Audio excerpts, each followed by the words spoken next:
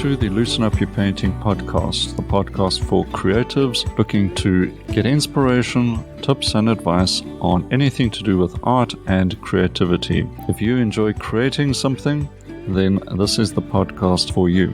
I'm your host, Malcolm Dewey, a full-time artist at malcolmdeweyfineart.com, and let's begin the show.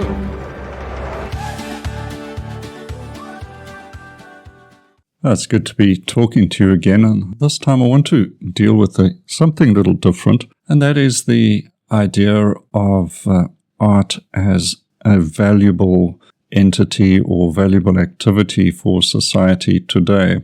In many ways, we artists feel undervalued, and that's not in a form of being sorry for yourself, but simply the world today seems to be valuing art in general less and less. And a lot of that has to do with the fast progress of technology, the incredible amount of stressful things going on in the world, and in general, a cynical view held towards art, artists, even creativity, even though as artists we may enjoy what we're doing. Is it really making a difference? Well, let's have a look at the notion that once applied in our world, and that is art as a gift to society. There's strong evidence that art in early human societies functioned as a gift to the tribe or the community or society, rather than as a personal and solitary pursuit.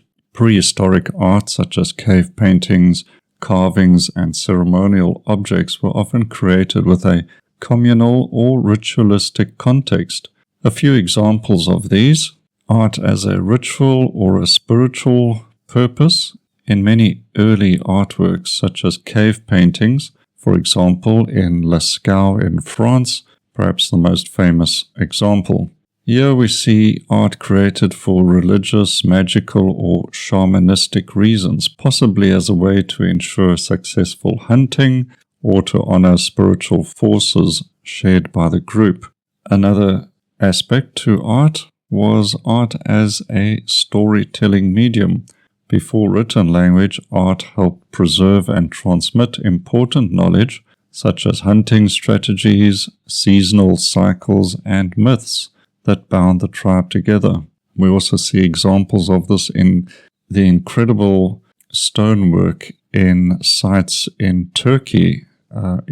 Perhaps you've heard of Göbekli Tepe, a site believed to be communicating the destruction of planet Earth in what was regarded as the flood myth that hit the Earth about 12,000 years ago. And a lot of this information has been carved into huge monoliths at this site in Turkey, which is baffling archaeologists, or certainly some, where others have these theories about the art communicating something to future generations. Then there's also art strengthening the social bonds in communal societies. For example, ceremonies, dances, and gatherings that reinforce the group identity and cohesion. We also see this in body painting and masks and music, all of which were used and valued as part of community rituals. Then there's decoration and identity, such as marking places of importance, sacred sites, for instance, or to distinguish different groups. We have things depicted in pottery designs, beadwork, and even tattoos. In many indigenous and ancient cultures, art was a means of exchange, which strengthened relationships rather than being purely commercial, giving elaborate artwork as a display of generosity and status. The idea of art as a highly individualistic and self-expressive act is far more modern. We're really looking at post-Renaissance. But in these historical and indigenous cultures, art was embedded as a social, spiritual, and communal activity where the artist was part of the tribe and gave back to the tribe the art as I've described in the examples. Quite a difference, I would say, to our modern situation. So what was the driving force behind the change in post-Renaissance world of art? We see things like major cultural, philosophical, and economic changes. The rise of humanism, for instance, between the 14th and 17th centuries. This was a movement that emphasized individual potential, reason, and creativity. Inspired by classical antiquity, and we see artists beginning to see themselves as unique visionaries rather than anonymous craftsmen serving a communal purpose. Artists like Leonardo da Vinci and Michelangelo pursued personal intellectual inquiry and self-expression in their art, elevating them in the eyes of the community as individual artisans of genius, perhaps something like a modern-day rock star in a way. Then we also see the rise of the patronage system. And during the Middle Ages, much of the art was commissioned by the church and created for public religious devotion. The Renaissance saw the rise of private patronage, particularly from wealthy families like the Medici in Florence. This new patronage system allowed artists greater creative freedom while still working for clients. Artists now had more control over their style and subject matter, and their personal reputations became very important. The Protestant Reformation in the 16th century led to a decline of religious art. The dominance of the Catholic Church was challenged, and this also led to a decline in large-scale religious commissions, particularly in Protestant regions, of course. So as religious art declined, artists turned to secular themes like portraits, landscapes, and everyday life, expressing more personal and individual perspectives. Then there was the invention of the printing press around about 1440 by Gutenberg, and this allowed for the wider distribution of books and philosophical ideas. Once again, this spread the notion of the artist as an intellectual, encouraging more self-awareness and experimentation. By the 17th and 18th centuries, we see the rise of the art market. Cities like Amsterdam and Venice saw the rise of commercial art, where artists would sell directly to buyers rather than relying on the church or aristocratic commissions. These wealthy merchants had money to spare and also egos to stroke, and that, of course, is a combination which leads to a thriving art market. The economic independence allowed artists to differentiate themselves, leading to more personal styles and self-expression. By the late 18th and early 19th centuries, the Romantic movement celebrated the artist as a visionary, often misunderstood by society. Figures like William Blake, Francisco Goya, and Caspar David Friedrich emphasized emotion, imagination, and individual experience in their art. And then we get to modernism and the avant-garde. With the rise of industrialization and urbanization, artists reacted by breaking from tradition and embarking on new radical ways. Movements like Impressionism, Expressionism, and Surrealism further emphasized the artist's unique vision and rejecting institutional constraints. By the modern era, art had become deeply personal and experimental, and the artist as an individual, well, they would rise or fall depending on their popularity. It was no longer about society and community, and art was not a gift but a luxury item, and more a commodity. So this appears to be a sad progression in a way, where artists were part of the social system and valued for contributing to the welfare of the greater community, compared to the more modern system of individualism. It seems to go hand in hand with a breakdown of community values and a cheapening of art to some degree as a commodity. society becomes more divided, lacks a strong creative cohesiveness, and values become, less and less important.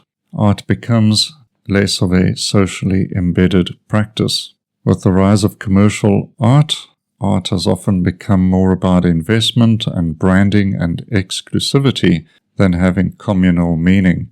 These days we do hear about millionaires and billionaires buying art at excessively high prices and then storing the art in safes to be held as an investment, where they then display a copy of the artwork for their friends to look at.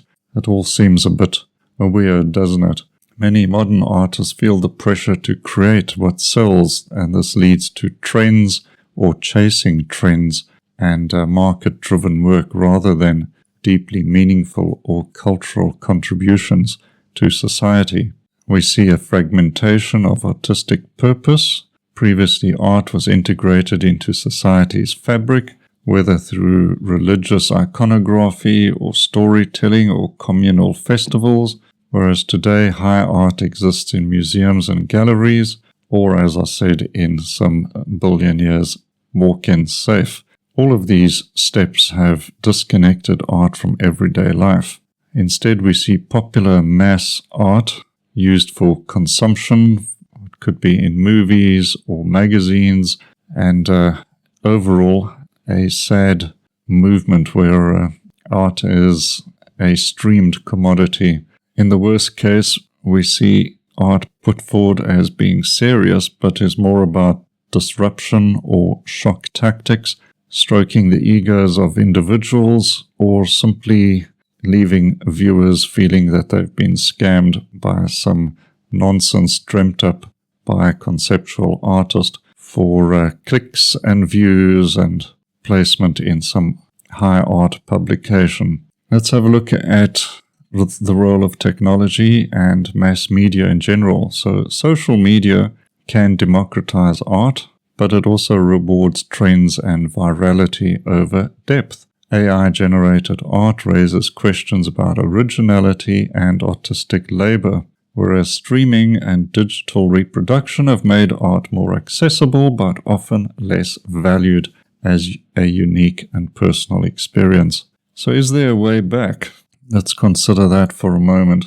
Some movements are working on reintegrating art into society. Public art initiatives, whether murals or street art or participation art projects, are being seen in larger centers around the world. At a more local level, you could be exposed to art therapy and community-based creative workshops. And there's also a return to craftsmanship and slow, meaningful artistic practices such as handmade books, traditional painting techniques, and community-type art where it could be traditional art being brought back and marketed in a bit more of an accessible way to society. Online art communities that value artistic depth over algorithm-driven content also seem to be something coming up. What can we do to help and speed this process along? There seems to be a need for recognition of this decline in the first place. We may feel that most people are simply happy to consume for a monthly subscription to a streaming service, for instance, and you can binge watch just about anything you want. When it comes to reading, is reading as a cultural enrichment activity, is that growing or declining? It depends who you ask for. In some ways, if you spend a bit of time on Amazon looking at what are the best-selling trends in reading, you may find that it is a lot of junk. Most of it is perhaps in the romance category. And that's unfortunate, but I guess there is still a market for some higher value work or something a bit more intellectually stimulating. The point is, we need some awareness of this, perhaps looking for something of more value. We need to consider how much time, for instance, is wasted, perhaps on social media. where fast, superficial content rewards a need for stimulation, or to deal with issues like instant gratification over spending time studying craftsmanship and looking for something a bit more authentic. Artists also have a role to play, of course. Instead of buying into the ego-driven industry of self-referential or shock-based or elitist art that alienates a broader sway of the public and plays to the big spending, ego-driven art market, well, then artists are not actually helping the situation there either. Instead of looking at branding and celebrity over substance, artists can step back, take a moment to look at the art process, the craft, and the meaning behind their work. And perhaps it is a time to look back and see what had real value, what had real meaning, and interpret that into a more contemporary context. Artists must value their own process over external validation. I know that's really difficult if you use art as a way to make a living. Very few artists today can rely on patronage. That's pretty much something that has passed. But most artists today have a way of reaching collectors and finding other ways to bring more meaningful work to the attention of the public. Reconnecting with craftsmanship, that's what it's all about, and trying to get across the idea of value. Assessing art for the purpose of value as a contribution towards the world, to a betterment of society, all of that, once that is accepted by society in general, people will look at art perhaps with a different mindset.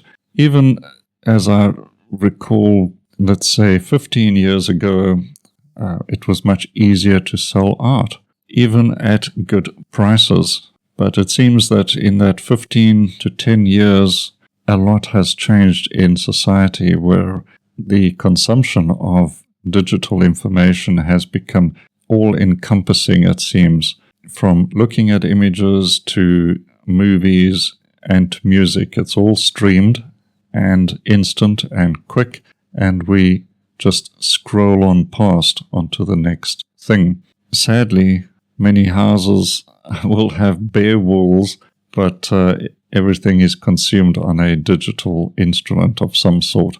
It would be nice to go back to a time where filling your walls up with art was more important than what was on social media. So society has to rediscover and turn its attention towards things that are a bit slower but more discerning, engaging more deeply with art instead of consuming it passively. Also supporting artists who create for genuine passion and craft rather than some overhyped activity used to shock or bewilder. So we have to also challenge the distraction culture and seek out what is truly valuable instead of what is merely visible. Perhaps a return to community-centered art, if that's possible. Is there a demand for public art, more workshops, artistic education? Could this help the cultural health of a society? I'm not quite sure how this will all be done, but each of us who are artists and collectors can contribute to this.